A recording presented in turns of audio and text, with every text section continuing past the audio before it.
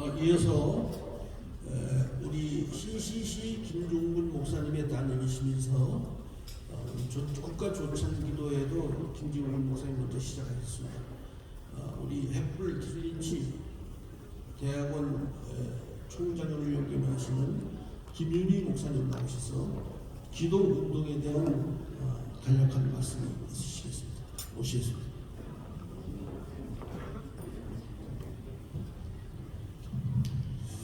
오늘 우리는 한나라를 위한 기도의 역사하고 필요성에 대해서 아주 초간단하게 생각해 보고자 합니다. 이것은 기도운동은 단순한 종교적 전통이 아니라 매우 깊은 신학적 의미와 역사적 실제를 가진 주제입니다. 국가를 위해 기도하는 것은 현대에 만들어진 개념이 아닙니다. 성경은 분명하게 이를 요청합니다. 디모데전서 2장 1절 2절은 모든 사람과 특히 임금들과 높은 지위에 있는 모든 사람을 위하여 기도하라고 권면합니다. 이는 단지 개인의 경건을 위한 것이 아니라 공동체와 국가의 평안과 질서를 위한 하나님의 뜻입니다. 미국에서는 이러한 신앙적 확신이 구체적인 형태로 나타났습니다. 바로 국가조찬 기도회입니다. 현대적 형태의 국가조찬 기도회는 미국에서 1953년 아이젠하워 대통령 시절에 시작되었지만 그 뿌리는 1930년대 에이브러함 베라이드 목사의 비전에 의해서 시작되었습니다. 그는 지도자들의 영적 각성이 곧 국가의 방향을 바꿀 수 있다고 믿었습니다. 흥미로운 점은 이것입니다. 조찬 기도의 모임은 정치적 권력을 과시하는 자리가 아니라 하나님 앞에서의 겸손을 고백하는 자리라는 것입니다. 수십 년 동안 대통령과 정치 지도자들 그리고 세계 각국의 인사들이 미국 국가 조찬 기도회에 모여왔습니다. 권력을 내려놓고 하나님 앞에 서는 자리, 그것이 국가 조찬 기도회의 본질입니다.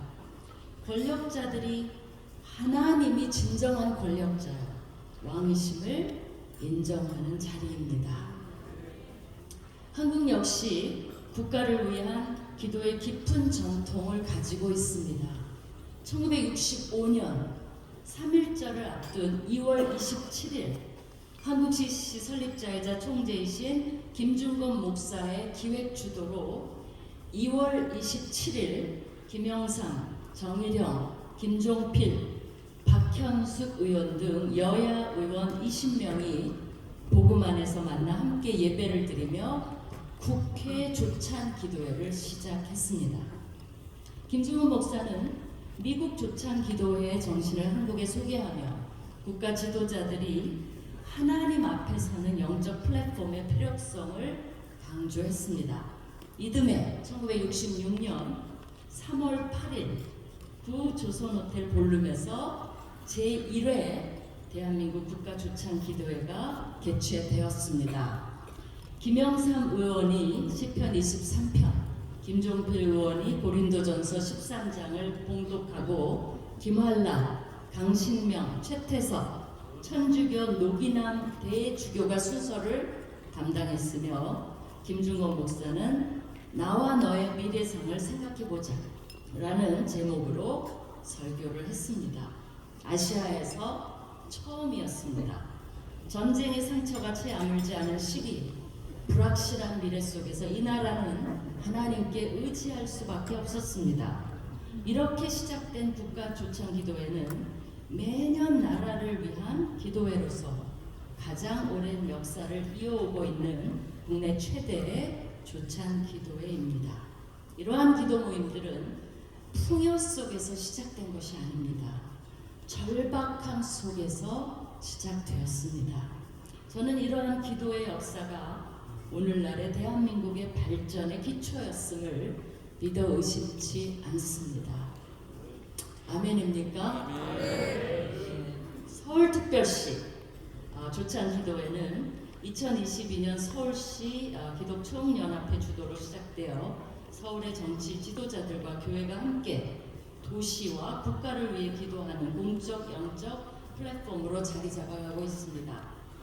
인구 1000만 규모의 대한민국 최대 도시 서울, 전 세계가 지켜본 BTS 공연이 열린 서울, 전 세계인이 한 번쯤 오고 싶어하는 메가시티 서울의 정의로운 영향력을 위해 기도하는 것은 중요한 겁니다.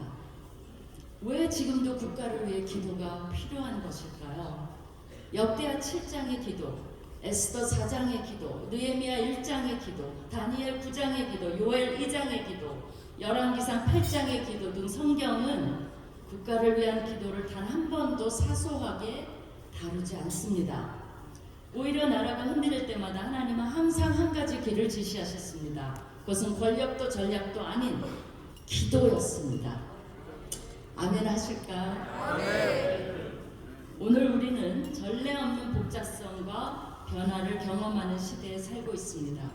기술은 빠르게 발전하지만 도덕적 기준은 그냥 흔들리는 정도가 아닌 것 같습니다. 어마어마하게 도덕적 혼란을 겪고 있습니다.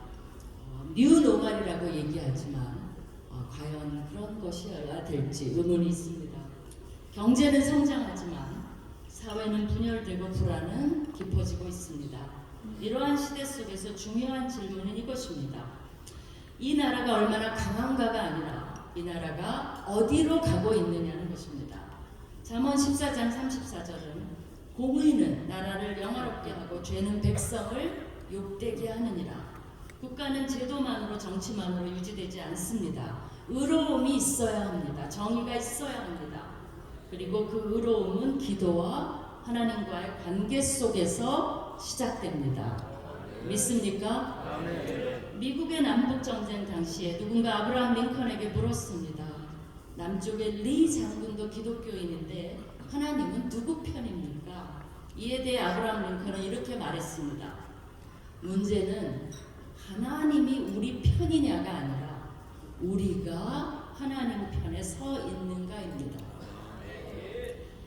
그는 단순히 승리를 구한 것이 아니라 하나님의 뜻과 정의 위에 서기를 구한 지도자였습니다. 우리 귀빈 여러분, 정치 지도자 여러분, 진정한 국가의 승리, 삶의 승리를 원하십니까?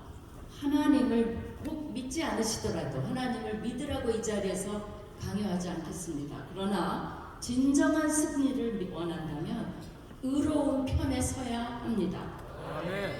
그러므로 조찬기도회와 서울시 조찬기도회는 단순한 형식이나 전통으로 남아서는 안 됩니다. 이것은 회개와 겸손 그리고 하나님의 뜻에 자신을 맞추는 자리여야 합니다. 기도의 위험은 하지 않는 데 있지 않습니다. 형식적으로 하면서 하나님을 진정으로 찾지 않는 데 있습니다. 이 자리에 있지만 하나님이 중심에 없다면 그 기도는 잃어버린 기도가 될 것입니다. 응답받지 못하는 기도가 될 것입니다. 미국과 한국의 역사를 돌아보면 한 가지 공통점을 발견하게 됩니다. 지도자들이 하나님 앞에 겸손히 설 때, 기도가 행동보다 앞설 때, 자기 확신이 아니라 하나님에 대한 의존이 자리 잡을 때 한 나라는 단지 강해지는 것을 넘어 올바른 방향을 가지게 됩니다. 우리는 이 영적 유산을 잊지 말아야 합니다. 우리가 길을 계획할지라도 그 걸음을 인도하시는 분은 여호와이심을 기억해야 합니다. 감사합니다.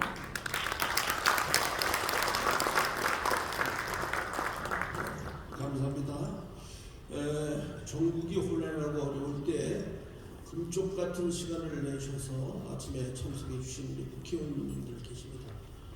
지금도 바쁜 여의도를 가야 될 시간인데 우선 나경원 의원님과 윤상현 의원님을 모셔서 말씀을 듣도록 하겠습니다. 먼저 나경원 의원님 축사의 말씀 읽겠습니다.